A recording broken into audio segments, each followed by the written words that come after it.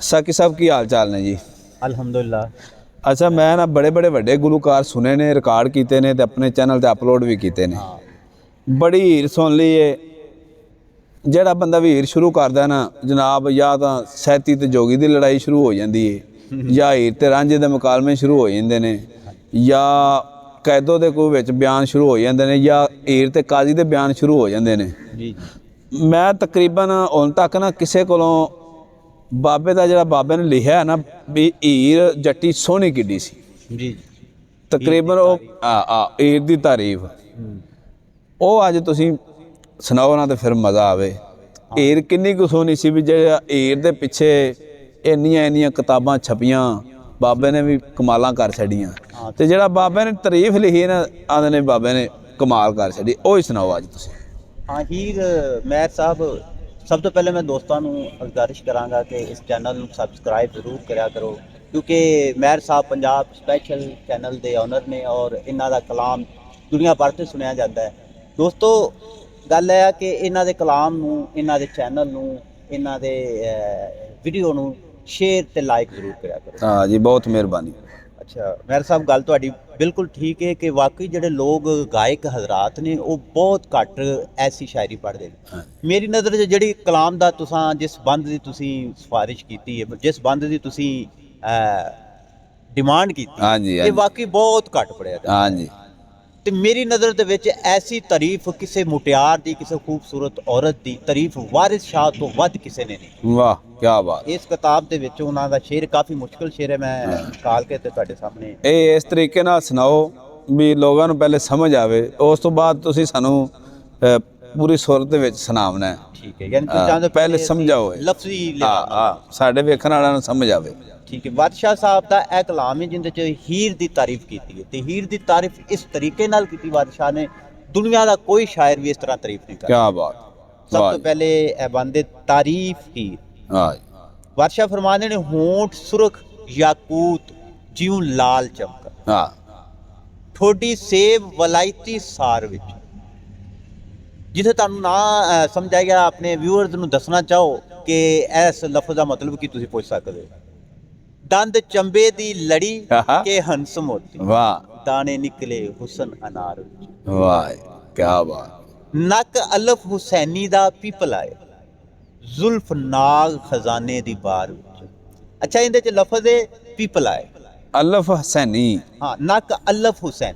हाँ जी। अलफ कहते ने बिल्कुल सीधे नूं। पंजाब दे विच सीधे नक नूं, यानी पतला ते सीधा नक नूं खूबसूरत समझा जाता है। हाँ, जिस तरह कि चीन दे विच गोल ते छोटे नक नूं अच्छा समझा जाता है ना, पंजाब दे विच पतला ते बारीक ते सीधे नक नूं खूबसूरत समझा जाता है। बिल्कुल। ते हुसैनी दा जिक्र है ना जेड़ा, हाँ ये जी। हुसैनी इमाम हुसैन दी तलवार दी तरफ इशारा है। ते वारशा असल च नक अलफ हुसैनी दा पिपला कहना ये चाहते ने कि हीर दा नक इस तरह दा सी जिवें इमाम हुसैन दी तलवार दी नोक हुंदी। वाह क्या। इमाम हुसैन दी तलवार दी नोक वांगू खमदार सी। पिपले दा मतलब हुंदा खमदार। ते इस तरह दी तारीफ, इस तरह दा इस्तारा नाले सैयद है ना, तो फिर सईदा सरकारां दा जिक्र भी होना किसी ना तरीके नाल विच लिया। क्या बात है। तो उन्हें हीर दे नक दी तारीफ इस तरह की है कि हीर दा नक इंज सी कि जिवें इमाम हुसैन दी तलवार दी नोक हुंदी। अच्छा क्या बात। नक अलफ हुसैनी दा पिपलाए, जुल्फ नाग खजाने दी बार विचों, लिखी चीन कश्मीर तस्वीर जट्टी, कद सरू बहिश्त गुलजार। हाँ भी हीर दा कद सी जिवें बहिश्त दा सरू दा सीधा कद। सरू दा एक बूटा हुंदा है, बड़ा खूबसूरत ते बड़ा हुंदा, दराज कद हुंदा है बूटा। बिल्कुल। हाँ जी। गर्दन कूंज दी कोई दी डार जा रही होंदी ना, ते थल्ले नजर आ रहा हुंदा भी उंदी जेहड़ी गर्दन हुंदी ना कूंज दी, वो पतली ते लंबी हुंदी। क्या ते पंजाब दे विच लंबी ते पतली गर्दन खूबसूरत समझा जांदा, बल्कि पूरी दुनिया च खूबसूरत समझा। पंजाब दा नुमाइंदा है ना सैयद वारिस शाह, इस वास्ते पंजाब दी नुमाइंदगी। बल्कि अल्लाह ताला ने करामजीत दे विच होरां दा जेहड़ा जिक्र कीता, उहदे विच भी अल्लाह पाक ने फरमाया भी उन्हां दीयां गर्दनां लंबियां सराई तरह गर्दनां होंदियां ते खूबसूरत ते लंबियां गर्दनां होंदियां। इस वास्ते वारिस शाह ने लिखना है कुरान मजीद दे माने ने जेड़े कौल मिगे वारिस शाह। क्या बात। तो इस तरह बादशाह लिखते ने गर्दन कूंज दी, उंगलियां रवां फलियां, ਜਿਹੜੀਆਂ ਅਸੀਂ ਫਲੀਆਂ ਪਕਾਉਂਦੇ ਨਹੀਂ ਰਵਾਂਦੀਆਂ, ਹਾਏ ਹਾਏ ਹਾਏ ਉਹਨਾਂ ਦੀਆਂ ਉਹਨਾਂ ਵਰਗੀਆਂ ਹੱਥ ਸੀ, ਉੰਗਲੀਆਂ ਸੀ ਹੀਰ ਦੀਆਂ। ਗਰਦਨ ਕੂੰਜਦੀ ਉਂਗਲੀਆਂ ਰਵਾ ਫਲੀਆਂ ਹੱਥ ਕੂਲੜੇ ਬਰਗ ਕੂਲੜੇ ਜਵਾਰ ਜਹਾਨ ਬਾਬੇ ਨੇ ਹੁਣ ਕੂਲਾ ਇੱਕ ਲਫ਼ਜ਼ ਹੁੰਦਾ ਨਾ ਉਹ ਕੂਲਾ ਹਾਂ ਕੂਲਾ ਨਰਮ ਜਿਵੇਂ ਸਬਜ਼ੀਆਂ ਯਾਰ ਸਬਜ਼ੀ ਤੇਰੇ ਕੋ ਜਿਵੇਂ ਕੱਦੂ ਹੁੰਦੇ ਨੇ ਹਾਂਜੀ। ਕੱਦੂ ਇੱਕ ਪੱਕਾ ਹੁੰਦਾ ਹੈ, ਇੱਕ ਛੋਟਾ ਜਿਹਾ ਕੱਦੂ ਸੋਹਣਾ ਜਿਹਾ ਹੁੰਦਾ ਹੈ, ਉਹਨੂੰ ਕੂਲੇ ਕੂਲਾ ਯਾਨੀ ਇੰਨਾ ਨਰਮ ਮਲਾਇਮ। ਬਾਬੇ ਨੇ ਕੂਲੇ ਤੋਂ ਕੂਲੜੇ ਕਿਆ ਲਫ਼ਜ਼ ਕੱਢ ਛੱਡੇ ਨੇ ਬਾਬੇ ਨੇ। ਤੇ ਛਾਤੀ ਠਾਠ ਦੀ ਉਭਰੇ ਪੱਟ ਖੇਨੂੰ ਹਾਂ ਸਿਓ ਬਲਖ ਦੇ ਚੁਣੇ ਅੰਬਾਰ ਵਿੱਚ, ਯਾਨੀ ਕਿ ਹੀਰ ਦੀ ਛਾਤੀ ਦੀ ਵੀ ਉਹ ਤਾਰੀਫ ਕਰ ਰਹੇ ਨੇ ਕਿ ਉਹ ਇਸ ਤਰ੍ਹਾਂ ਸੀ ਜਿਵੇਂ ਰੇਸ਼ਮ ਦੇ ਗੇਂਦ ਹੁੰਦੇ ਨੇ ਹਾਏ ਤੇ ਬਲਖ ਦੇ ਚੁਣੇ ਹੋਏ ਸੇਬ ਉਤੋਂ ਉਸ ਵਕਤ ਬਲਖ ਦਾ ਜਿਹੜਾ ਸੇਬ ਸੀ ਬਹੁਤ ਮਸ਼ਹੂਰ। ਬਲਖ ਦਾ ਸੇਬ ਅੱਜ ਕੱਲ ਵੀ ਮਸ਼ਹੂਰ ਹੈ, ਅੱਜ ਕੱਲ ਦਾ ਉਹ ਵੀ ਉਤੋਂ ਚੁਣੇ ਹੋਏ ਸਿਓ ਬਲਖ ਦੇ ਚੁਣੇ ਅੰਬਾਰ ਵਿੱਚ। ਵਾਹ ਜੀ। ਤੇ ਤੁੰਨੀ ਹੌਜ਼ ਬਹਿਸ਼ਤ ਦਾ ਮੁਸ਼ਕ ਕੁਬਾ ਪੇਡੂ, ਇਹ ਜਗ੍ਹਾ ਨੂੰ ਕਹਿੰਦੇ ਨੇ ਪੇਡੂ ਮਖਮਲੀ ਖਾਸ ਸਰਕਾਰ ਵਿੱਚੋਂ ਕਾਫੂਰ ਸ਼ਨਾਸ ਸੁਰੀਨ ਬਾਂਕੇ ਸਾਕ ਹੁਸਨ ਸਾਕ ਸਤੂਨ ਮਿਨਾਰ ਵਿੱਚ ਤੇ ਸੁਰਖੀ ਹੋਂਟਾਂ ਦੀ ਲੋੜ ਦੰਦਾਸੜੇ ਦਾ, ਯਾਨੀ ਉਹਨਾਂ ਜਿਹੜੇ ਹੋਂਟਾਂ ਦੀ ਸੁਰਖੀ ਸੀ ਲੋੜ ਦੰਦਾਸੜੇ ਦਾ ਆ ਵੀ ਜਿਹੜਾ ਦੰਦਾਸਾ ਬੀਬੀਆਂ ਮਾਰਦੀਆਂ ਨੇ ਉਹਨਾਂ ਨੂੰ ਵੀ ਉਹਦੀ ਲੋੜ ਸੀ, ਲੋੜ ਦੰਦਾਸੜੇ ਦਾ। ਅੱਛਾ ਯਕੀਨ ਕਰੋ ਇਹ ਇੱਕ ਦੋ ਸ਼ੇਰ ਪੜ੍ਹਦੇ ਨੇ ਸ਼ੁਰੂ ਵਾਲੇ ਜਿਹੜੇ ਨੇ ਸੁਰਖ ਹੋਂਠ ਸੁਰਖ ਯਕੂਤ ਜਿਵੇਂ ਲਾਲ ਚਮਕਣ, ਉਸ ਤੋਂ ਬਾਅਦ ਮੈਂ ਤਾਂ ਕਦੇ ਸੁਣਿਆ ਨਹੀਂ ਇਹ ਲੋਕ ਕਿਸੇ ਕੋਲ। ਇਹ ਬਸ ਇਹ ਉਸਤਾਦਾਂ ਦਾ ਮੁਹੱਬਤ ਹੈ। ਅੱਛਾ ਅੱਗੇ ਜ਼ਰਾ ਸੁਣਾਓ। ਕਹਿੰਦੇ ਸੁਰਖੀ ਹੋਂਟਾਂ ਦੀ ਲੋੜ ਦੰਦਾਸੜੇ ਦਾ ਹੋ ਜੇ ਖੱਤਰੀ ਕਤਲ ਬਾਜ਼ਾਰ ਵਿੱਚ, ਉਹ ਕਿ ਹੀਰ ਦਾ ਐਡਾ ਸੋਹਣਾ ਹੁਸਨ ਸੀ ਤੇ ਖੱਤਰੀ ਜਿਹੜੇ ਤੁਹਾਨੂੰ ਪਤਾ ਉਹ ਤਾਂ ਕਿਸੇ ਵੇਲੇ ਪੈਸੇ ਤੋਂ ਇਲਾਵਾ ਕਿਸੇ ਵੇਲੇ ਵੇਂਦੇ ਨਹੀਂ, ਤੇ ਹੀਰ ਦਾ ਐਡਾ ਸੋਹਣਾ ਹੁਸਨ ਸੀ ਕਿ ਖੱਤਰੀ ਵੀ ਉਹਦੇ ਹੁਸਨ ਤੇ ਕੁਰਬਾਨ ਹੁੰਦੇ। ਵਾਹ ਕੀ ਬਾਤ।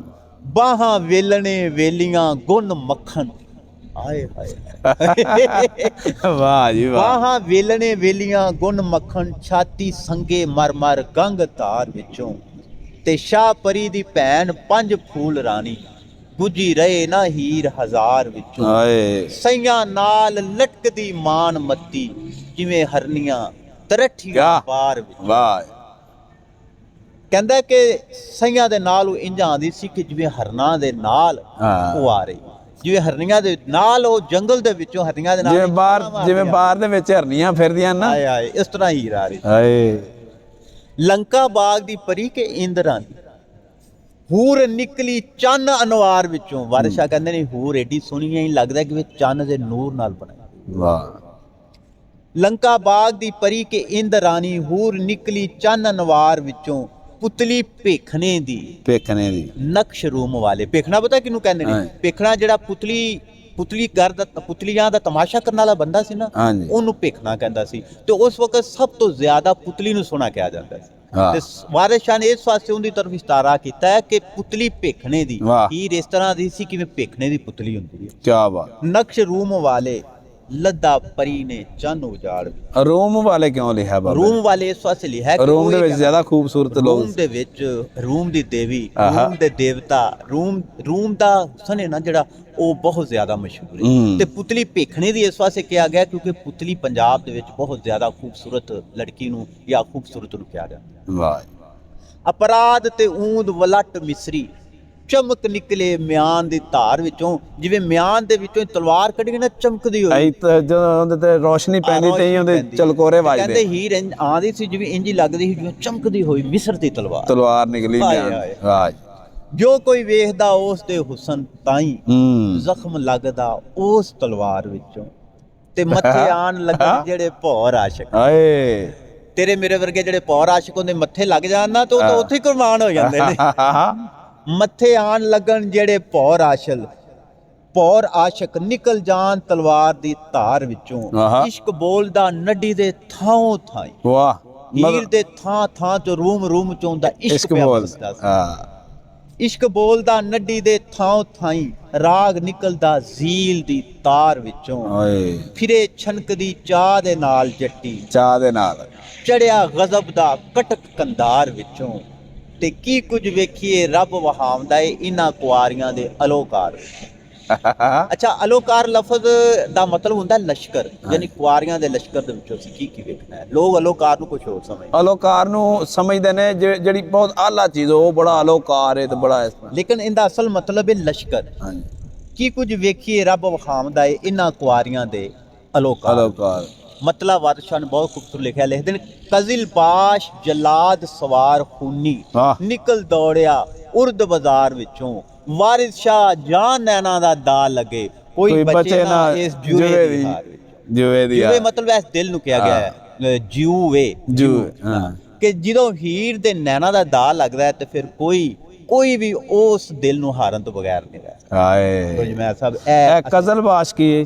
ਕਜ਼ਲਬਾਸ਼ ਈਰਾਨ ਦੇ ਵਿੱਚ ਸਫਵਾਨੀ ਇੱਕ ਬਾਦਸ਼ਾਹ ਸੀ, ਹਾਂਜੀ। ਉਹਨਾਂ ਦੇ ਜਿਹੜੇ ਸਿਪਾਹੀ ਸੀ ਨਾ, ਹਾਂਜੀ ਉਹਨਾਂ ਨੇ ਕਜ਼ਲ ਦਾ ਮਤਲਬ ਹੁੰਦਾ ਹੈ ਸੁਰਖ, ਸਹੀ ਕਜ਼ਲਬਾਸ਼ ਯਾਨੀ ਸੁਰਖ ਲਿਬਾਸ ਵਾਲੇ, ਉਹਨਾਂ ਨੇ ਸੁਰਖ ਲਿਬਾਸ ਪਾਏ ਸੀ ਤੇ ਉਹ ਸਿਪਾਹੀ ਸੀ ਔਰ ਬੜੇ ਜ਼ਾਲਮ ਸਿਪਾਹੀ ਸਨ। ਵਾਹ ਜੀ। ਔਰ ਵਾਰਿਸ ਸ਼ਾਹ ਨੇ ਇਸ ਵਾਸਤੇ ਲਿਖਿਆ, ਕਹਿੰਦਾ ਕਿ ਕਜ਼ਲਬਾਸ਼ ਜਲਾਦ ਸਵਾਰ ਖੂਨੀ ਨਿਕਲ ਦੌੜਿਆ ਉਰਦ ਬਾਜ਼ਾਰ ਵਿੱਚੋਂ। ਉਰਦ ਬਾਜ਼ਾਰ ਕਹਿੰਦੇ ਨੇ ਉਰਦ ਬਾਜ਼ਾਰ ਯਾਨੀ ਫੌਜੀਆਂ ਦੀ ਛਾਉਣੀ ਨਹੀਂ ਹੁੰਦੀ ਜਿਹੜੀ ਹਾਂਜੀ। ਛਾਉਣੀ ਜਿਹਦੇ ਵਿੱਚੋਂ ਘੋੜਾ ਉਹ ਕੱਢਦੇ ਨੇ, ਉਹਨੂੰ ਉਰਦ ਬਾਜ਼ਾਰ ਕਹਿੰਦੇ ਨੇ। ਕੀ ਬਾਤ। ਤੇ ਉਹ ਵਾਰਿਸ ਸ਼ਾਹ ਕਹਿੰਦੇ ਨੇ ਕਿ ਹੀਰ ਇੰਜ ਆਂਦੀ ਹੈ ਕਿ ਜਿਵੇਂ ਉਹ ਈਰਾਨੀ ਬਾਦਸ਼ਾਹ ਨਿਕਲਦੇ ਨੇ ਤੇ ਲੋਕ ਡਰਦੇ ਆ, ਕਤਲ ਹੋ ਜਾਂਦੇ ਨੇ ਨਾ। ਹਾਂ। ਹੀਰ ਵੀ ਜਦੋਂ ਆਂਦੀ ਹੈ ਤੇ ਆਸ਼ਿਕ ਮਰਦੇ ਕਤਲ ਹੁੰਦੇ ਜਾਂਦੇ। ਈਰਾਨੀ ਬਾਦਸ਼ਾਹਾਂ ਦਾ ਥੋੜਾ ਜਿਹਾ ਲੋਕਾਂ ਨੂੰ ਪਹਿਲੇ ਤਾਂ ਨਹੀਂ ਪਤਾ ਹੈਗਾ, ਲੇਕਿਨ ਆ ਜਿਹੜਾ ਸਾਡਾ ਡਰਾਮਾ ਚੱਲਿਆ ਸੀ ਨਾ, ਹਾਂ ਆ ਰੀਸੈਂਟਲੀ ਡਰਾਮਾ ਚੱਲ ਰਿਹਾ ਹੈ ਅਰਤਗੁਲ ਗਾਜ਼ੀ, ਅਰਤੁਗਰੁਲ ਗਾਜ਼ੀ ਦਾ। ਉਹਦੇ ਵਿੱਚ ਉਹ ਸਾਰਾ ਉਹਨਾਂ ਇਹਨਾਂ ਨੇ ਦਿਖਾਇਆ। ਫਿਲਮ ਬੰਦ ਕੀਤਾ ਹੋਇਆ ਹੈ ਤੇ ਉਹ ਇਹ ਉਹਨਾਂ ਵਾਲੇ ਵਾਰਿਸ ਸ਼ਾਹ ਨੇ ਇਸ਼ਾਰਾ ਕੀਤਾ ਕਿ ਹਾਂਜੀ। ਹੀਰ ਸੋਹਣੀ ਇੰਨੀ ਸੀ ਕਈ ਲੱਗਦਾ ਸੀ ਕਿ ਜੇ ਸਫਵਾਨੀ ਬਾਦਸ਼ਾਹ ਦੀ ਫੌਜ ਆ ਰਹੀ ਹੁਣੇ ਕਤਲੋ ਗਾਰਤ ਕਰਦੇ।